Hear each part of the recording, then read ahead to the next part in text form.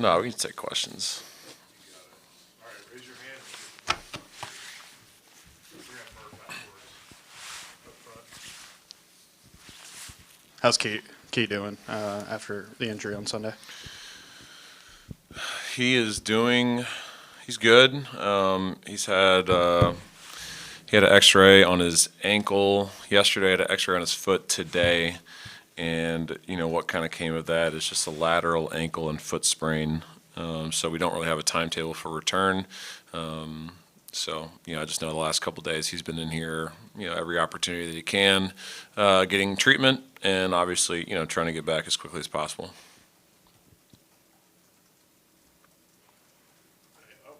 All right, see ya. Jackson State, I mean, you guys obviously are familiar with Daeshun Ruffin back from when y'all recruited him, but just what do you think about him and just this team as a whole coming in? They've played a pretty brutal schedule, and y'all are going to be y'all are just part of it.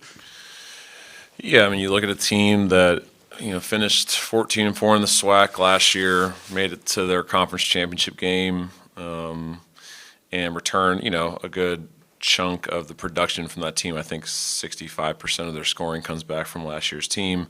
They're picked to finish second in a league that Bethune-Cookman's in.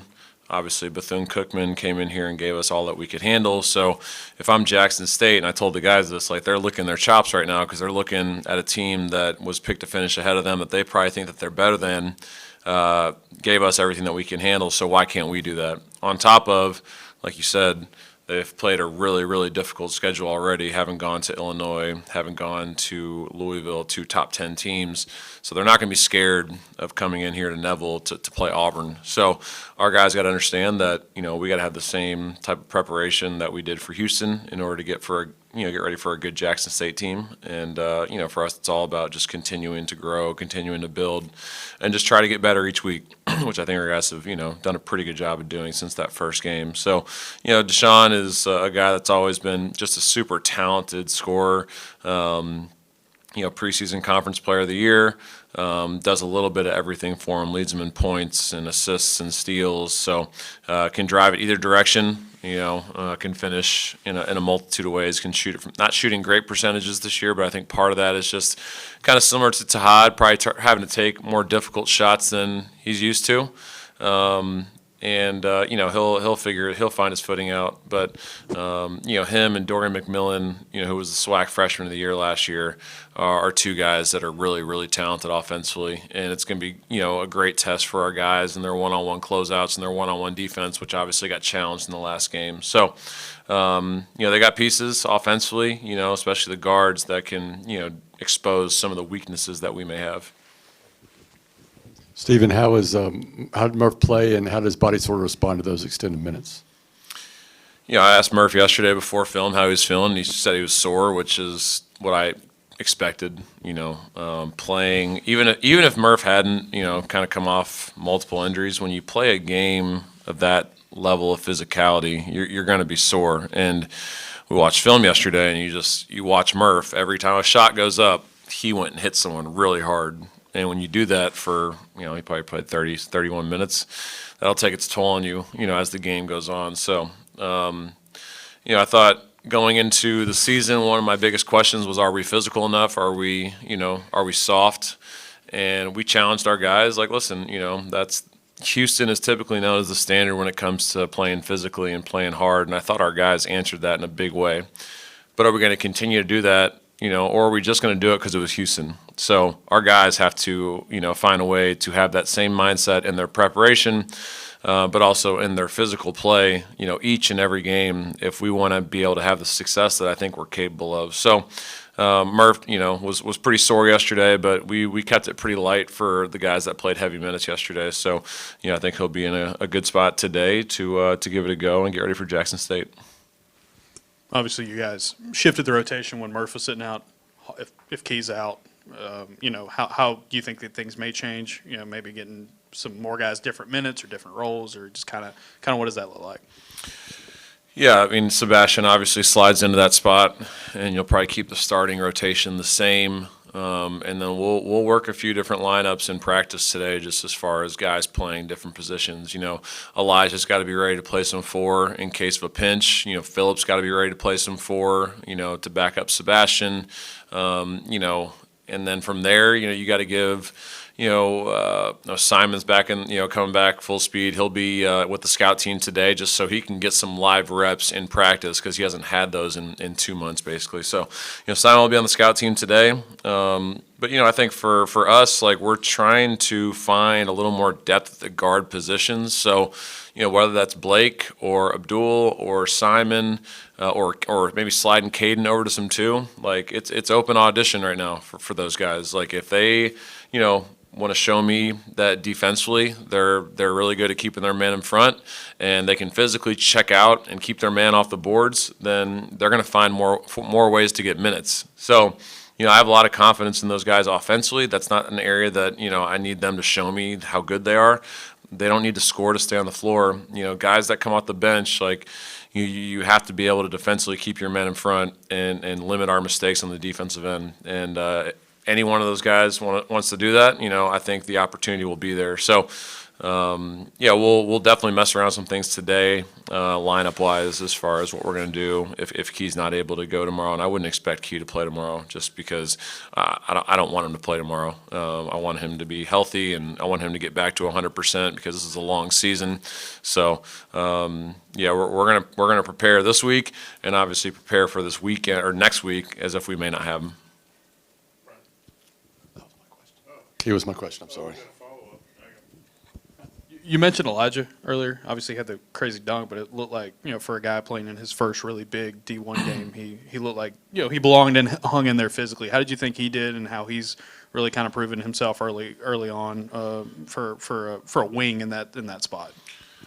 Yeah, I mean, you guys know I've spoken very highly of Elijah all preseason, all season, and he has got all the potential in the world to be as good of a basketball player as he wants to be. And obviously you can see in moments where, he just makes some really big plays, whether it's, obviously the dunk in the second half or making a big shot at the end of the first half from 3, just does a lot of little things. One of the things that Elijah, and he's so coachable, so I'm able to speak to this, but like he's got to cut down on his mistakes.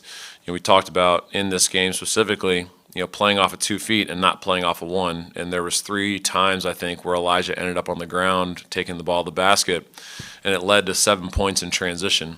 So, he has to cut down on those types of mistakes in order for him to be the best version of himself that he's able to. Defensively, he's got to be way more loaded to the ball when he's not guarding his man or guarding the ball. He's got to be loaded and gassed because any time that Elijah, you saw it in the last 3 minutes, he was in the gap in 2 possessions and got 2 steals. In the 8 minutes before that, he was hugged up onto his man, making sure that his guy didn't score, as opposed to offering help and then getting back to his own. So, to answer your question, I just went BP on you. He did that's what I expect him to do because I have really high expectations for Elijah. I think he's a really, really good basketball player. So I'm obviously happy that he did some really good things, but I think his ceiling is so much higher than what he's showing right now. And what I love about him is that he's willing to make those changes. It's just a matter of applying those into games. And it was great for him to be able to see those things on film and learn from them and know, like, while people are, reposting all my stuff all over Instagram and Twitter, there's still a lot that I can do better that can help impact winning because he does so many little things that don't show up on the stat sheet, and he'll continue to do so. So he's where I thought he'd be, and the exciting part about him is there's so much room for him to get better too.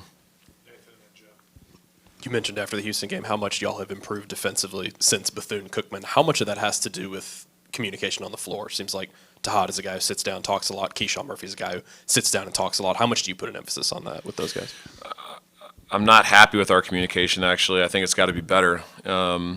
Kirk asked me walking in, like after watching the film, what did you think? And I thought we weren't as good defensively as what I thought in real time. Like I thought we gave up way too many straight line drives, and we were never loaded to the ball to plug those gaps and not let Houston just get ahead of steam and going downhill. And we gave up 4 uncontested layups in the second half.